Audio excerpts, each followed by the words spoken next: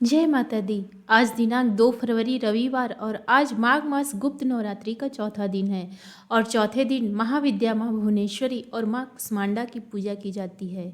आज के इस वीडियो में आप सुनेंगे माँ भुवनेश्वरी की संपूर्ण कथा। माँ भुवनेश्वरी 10 महाविद्याओं में चतुर्थ स्वरूप विद्या मानी जाती है। माँ भुवनेश्वरी को तीनों लोकों की माता मानी जाती है।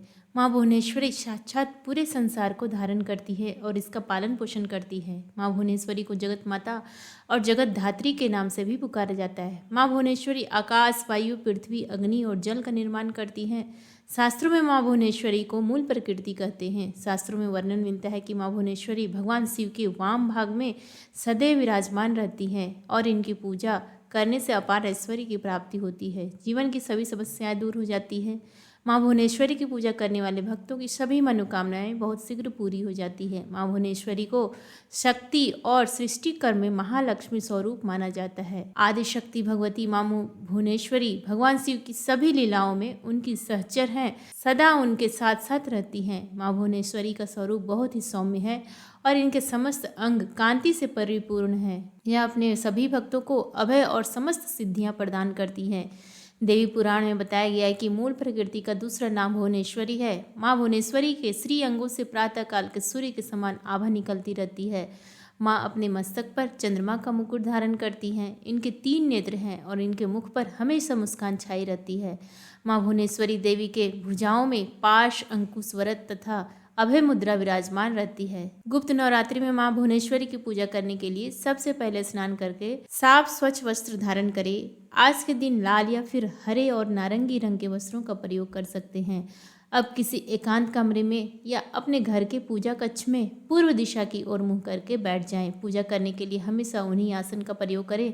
अब अपने सामने एक लकड़ी की चौकी पर साफ वस्त्र बिछाकर उस पर गंगा जल छिड़क शुद्ध कर ले। अब एक प्लेट रखे, उस पर रोली से त्रिकोण का निर्माण करे। अब इस त्रिकोण में अखंडित अक्षत भर दे। अब इन अक्षतों को पर सिद्ध प्राण प्रतिष्ठा युक्त भुवनेश्वरी यंत्र की स्थापना करे।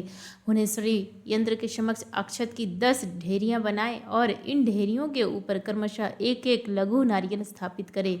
अब इन सभी लघु नारियल पर क्रमशः रोली का तिलक लगाएं। इसके बाद भुवनेश्वरी यंत्र के समक्ष शुद्ध घी का दीपक प्रज्वलित करें और यंत्र का पूजन करें, ध्यान करें। अब दोनों हाथ जोड़कर माँ भुवनेश्वरी का सच्चे मन से ध्यान करके धूप, दीपक, छत, पुष्प आदि से पूजा करें। फिर भुवनेश्वरी महाविद्या मंत्र का जाप करें। आप ओम देवी भुवनेश्वरीय नमः इस मंत्र का जाप कर सकते हैं। यदि आप मंत्र का जाप नहीं कर रहे हैं तो आप केवल सच्चे मन से माँ भगवती से, महाविद्या माँ भुवनेश्वरी से प्रार्थना करके उनसे अपनी मनोकामना पूर्ति की प्रार्थना कर सकते हैं, उनका ध्यान कर सकते हैं। अगर आप चाहे तो माँ भुवनेश्वरी की पूजा किसी शिव मंदिर में जाकर भी कर सकते हैं। इसके लिए सबसे पहले किसी भी शिव मंदिर में जाकर षोडशोपचार द्वारा माँ भगवती भुवनेश्वरी का पूजन करें। अब गाय के घी का दीपक जलाएं, कपूर जलाकर धूप जलाएं। माँ भुवनेश्वरी को सफ़ेद पुष्प, चंदन, अक्षत और इत्र अर्पित करें। दूध और शहद अर्पित करें।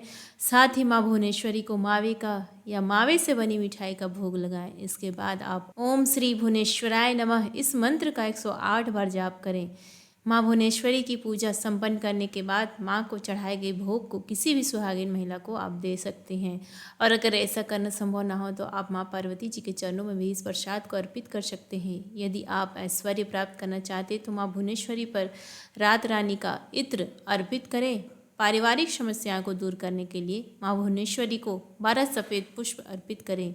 यदि आपकी कोई विशेष मनोकामना है, उसकी पूर्ति आप करना चाहते हैं तो माँ भुवनेश्वरी पर चढ़े हुए अक्षत को आप अपने घर में किसी सुरक्षित स्थान पर छुपा कर रख सकते हैं। मनोकामना पूर्ति होने के बाद उन अक्षतों को आप विसर्जन कर दें। माँ भुवनेश्वरी की पूजा में कुछ बातों का भी ध्यान रखना चाहिए।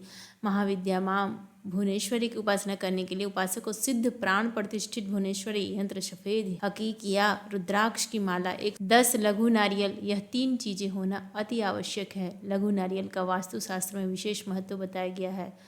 दरअसल जो छोटे नारियल होते हैं उन्हें ही लघु नारियल कहते हैं। लघु नारियल को पूजा घर में रखना बहुत शुभ माना जाता है। लघु नारियल की पूजा करने से घर में धन संबंधी समस्याएं दूर हो जाती है। अब सुनिए देवी भुवनेश्वरी की पौराणिक उत्पत्ति की कथा। एक लोकप्रिय देवी भुवनेश्वरी की कहानी के अनुसार माँ भुवनेश्वरी लौकिक महासागर और अन्य महाविद्याओं से प्रकट हुई, जो राक्षस अंधका के खिलाफ भगवान शिव की लड़ाई में सहायता करने के लिए थी। कहा जाता है कि देवियों ने भगवान शिव को राक्षस को हराने और ब्रह्मांड में संतुलन बहाल करने के लिए आवश्यक शक्ति या दिव्य ऊर्जा प्रदान की थी। मिथक के एक अन्य संस्करण में यह कहा जाता है कि भुवनेश्वरी भगवान ब्रह्मांड के निर्माता भगवान ब्रह्मा के सामने प्रकट हुए और उनसे पूरे ब्रह्मांड पर शासन करने की शक्ति प्रदान करने का अनुरोध किया। ब्रह्मा ने उनकी इच्छा पूरी की और वह ब्रह्मांड का अवतार बन गई, जो सभी चीज़ों को बनाए रखने और नष्ट करने में सक्षम थी।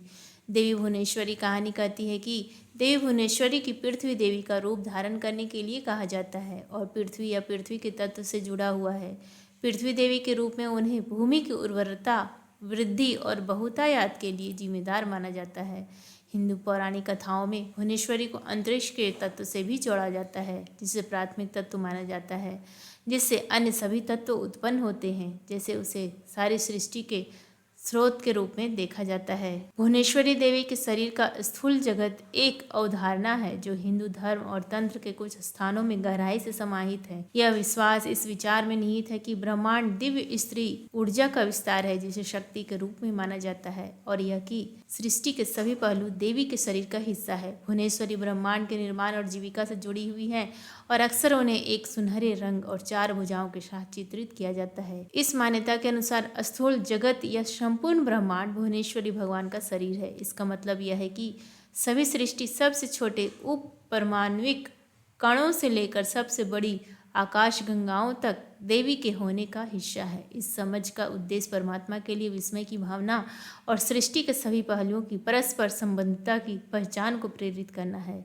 माना जाता है कि भुवनेश्वरी के शरीर का स्थूल जगत लगातार प्रवाह की स्थिति में है, जिसमें एक अंतहीन चक्र में निर्माण और विनाश होता है। इस चक्र को देवी की दिव्य ऊर्जा की अभिव्यक्ति के रूप में देखा जाता है, जो लगातार ब्रह्मांड का निर्माण और रखरखाव करती है। इसके अलावा यह विश्वास, करुणा और परस्पर निर्भरता की भावना को प्रेरित करने वाला भी माना जाता है। यदि सभी प्राणी देवी के शरीर का हिस्सा हैं, तो दूसरों को नुकसान पहुंचाना सीधे तौर पर परमात्मा के प्रति अपमान के रूप में देखा जाता है। माना जाता है कि यह समझ एकता और अंत संबंध की भावना और सृष्टि के सभी पहलुओं के प्रति सम्मान को बढ़ावा देती है। पौराणिक कथा के अनुसार कई वर्षों पहले एक छोटे से गांव में रमेश नामक एक निर्धन ब्राह्मण अपने परिवार के साथ रहता था। उसकी पत्नी सुमित्रा, पुत्र माधव और पुत्री गौरी उसके जीवन के आधार थे। रमेश ईमानदार, परिश्रमी और धर्मपरायण व्यक्ति था, लेकिन आर्थिक स्थिति अत्यंत दयनीय थी। खेतों में मेहनत करने के बावजूद उसका परिवार भूख और अभाव में जी रहा था। एक दिन जब घर में भोजन के लिए एक अन्न का दाना भी नहीं बचा था, सुमित्रा ने रमेश से कहा, अब क्या करें, हमारे बच्चे भूख से तड़प रहे हैं, हमें कुछ उपाय सोचना होगा। रमेश अत्यंत दुखी था, लेकिन वह अपने ईमान और धर्म से डिगा नहीं। रमेश ने अपनी समस्या का समाधान खोजने के लिए गांव के मंदिर में जाकर माँ भुवनेश्वरी की आराधना की। उसने श्रद्धा और भक्ति से माँ का ध्यान किया और उनके समक्ष अपनी व्यथा रखी। रात को रमेश को एक दिव्य स्वप्न आया।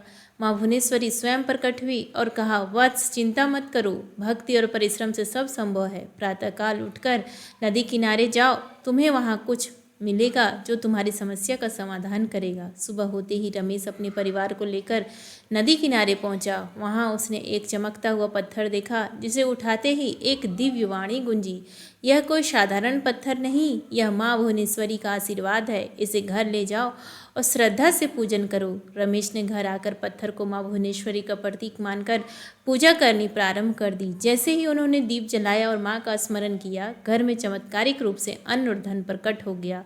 पूरा परिवार आश्चर्यचकित था और उनकी आंखों में कृतज्ञता के आंसू थे। धीरे धीरे रमेश का जीवन बदलने लगा।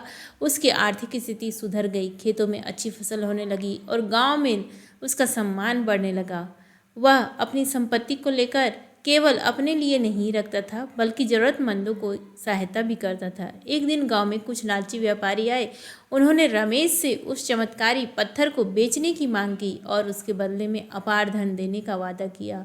रमेश दुविधा में पड़ गया, लेकिन सुमित्रा ने कहा, यह माँ भुवनेश्वरी का प्रसाद है, इसे बेचना अपमान होगा। रमेश ने उन व्यापारियों को मना कर दिया। रात में माँ भुवनेश्वरी पुनः रमेश के स्वप्न में आई और कहा, तुमने लोभ से बचकर अपनी श्रद्धा सिद्ध की है, अब तुम्हें सदा सुख समृद्धि प्राप्त होगी। रमेश और उसका परिवार माँ भुवनेश्वरी की कृपा से सुखी और समृद्ध जीवन व्यतीत करने लगे। उन्होंने अपने अनुभव से सीखा कि श्रद्धा और कर्म के बिना जीवन में उन्नति असंभव है। इस प्रकार माँ भुवनेश्वरी ने एक गरीब परिवार को न केवल धन दिया, बल्कि उनके जीवन में आशा और धर्म का संचार किया। प्रेम से बोलिए जय माँ भुवनेश्वरी। धन्यवाद।